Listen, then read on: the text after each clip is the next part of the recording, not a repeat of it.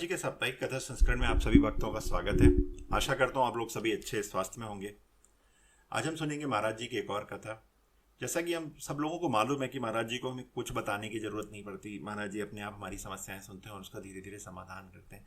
हमारी इच्छाओं की पूर्ति करने के लिए हमें आगे अग्रसर करते हैं। उसी क्रम में ये कहानी महाराज जी के एक भक्त द्वारा सुनाई गई।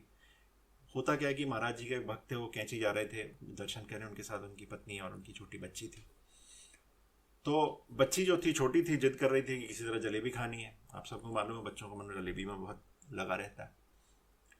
उसके बाद क्या होता है, वो घर से निकलते हैं, कई दुकानों पे देखते हैं, मिलती नहीं है, फिर बस में बैठ जाते हैं और उन्हें सोचते हैं बस कहीं रुकेगी। ऐसा करते करते बच्ची बहुत अधीर हो जाती है और परेशान हो जाती है। और फिर जब उन्हें कहीं नहीं मिलती तो कहते हैं चलो हम आश्रम जा रहे हैं और महाराज जी के वहाँ जरूर मिल जाएगी, तुम्हें परेशान मत हो। ये कह के वो चल देते हैं। और जब वो आश्रम पहुँचते हैं, संयोगवश उस दिन एकादशी था, तो आश्रम में कुछ इस तरह का प्रसाद नहीं था और ज़्यादातर लोग वहाँ एकादशी का व्रत रखते हैं, तो उबले आलू वगैरह थे। खैर कोई बात नहीं, महाराज जी बैठे हुए थे, सब भक्त नीचे बैठे थे, थोड़े दूर बैठे थे ये जो महाराज जी के भक्त थे अपनी बच्ची के साथ। फिर होता क्या है कि बच्ची अधीर थी।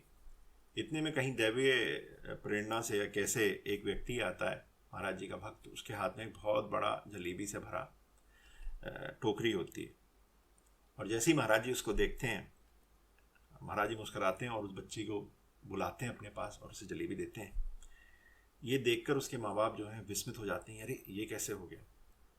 जिसकी कोई चीज़ उम्मीद नहीं थी वो महाराज जी ने उस बच्ची को दे दी। और बच्ची बहुत प्रसन्न हो जाती है। तो जो भी हमारी समस्याएं हैं या जो भी हमारी दिक्कतें हैं, महाराज जी जानते हैं।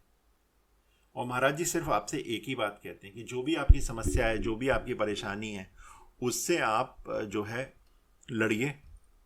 पहले तो जानिए उसका कारण क्या है और उससे लड़िए और जीतिए। अगर आप कोई परेशानी से लड़ेंगे ही नहीं तो उससे जीत बहुत मुश्किल हो जाएगी। कई लोगों के मैं जो ये कमेंट पढ़ता हूँ कि भाई बहुत दिक्कत में है, महाराज जी आपके साथ हैं, पर आप ये देखिए कि किस तरह से आपको से क्या गलती हो रही है और उसको कैसे सही करना है। कोई भी काम करने के लिए कोई चीज़ छोड़िए मत।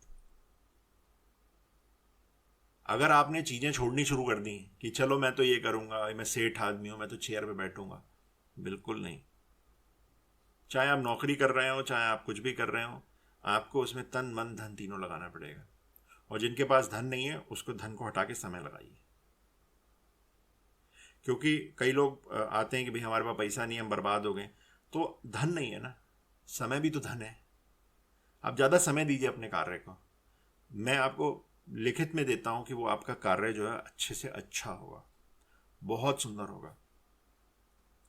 दूसरा, आज की कथा में थोड़ा अलग बात है। अभी पिछले शनिवार को मैंने देखा कि फादर डे मनाया जा रहा था।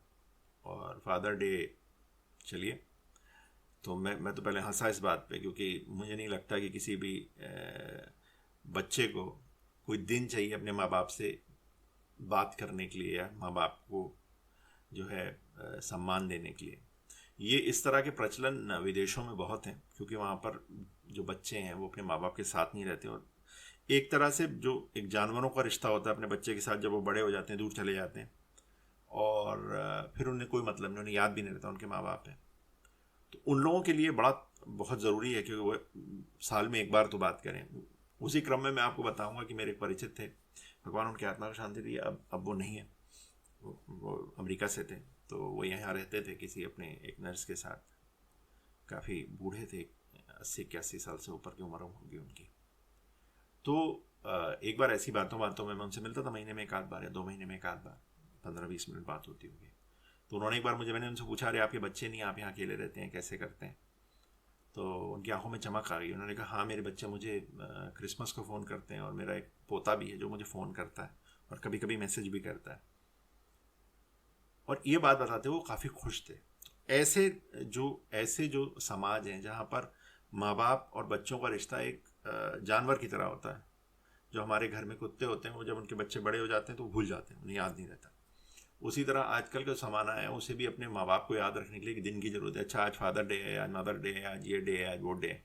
तो इस तरह की जो प्रचलन है ये मेरे ख्याल से मेरे लिए तो व्यवहारिक नहीं है। शायद मुझे गुस्सा भी आ जाएगा मुझसे कहे, क्योंकि जो एक बच्चे को पालने में सिर्फ धन की जरूरत नहीं होती। कई बार ऐसा होता होगा कि कई लोग मान लीजिए आपको कोई नौकरी अच्छी नहीं लगती, आपका बॉस अच्छा नहीं लगता, कुछ अच्छा नहीं लगता, आप छोड़ना चाहते हैं, पर आपको याद आ रहा है आज तो बच्चे की फीस जानी है, मैं छोड़ दूंगा, कैसे छोड़ दूंगा। तो आप वो जो भी दिक्कत है उसे झेलते चले जाते हैं। आपके मान के चलिए आपके जूते में बड़ी सी कील लगी, उसे घसीटते चले जाते हैं। क्यों? क्योंकि आपको लगता है कि कल जो बच्चा है वो बड़ा होगा और आपकी मदद करेगा। पर आज के ज़माने में तो ऐसा मुश्किल है, तो ज़्यादा उस कील को मत सहिए, यही मैं कहूँगा आपसे। इसके अलावा हमेशा ही जो है कि आप महाराज जी से अपना जो संवाद है वो बना के रखिए। संवाद के लिए आपको कोई महाराज जी की तस्वीर नहीं चाहिए, कोई मूर्ति नहीं चाहिए, कोई मंदिर नहीं चाहिए। संवाद के लिए आप शांत बैठ के भी बात कर सकते हैं और कोई ना कोई रास्ता महाराज जी आपका निकाल देंगे, उस पर आप भरोसा रखिए। इसी के साथ आज का संस्करण हम यहीं समाप्त करते हैं। धन्यवाद।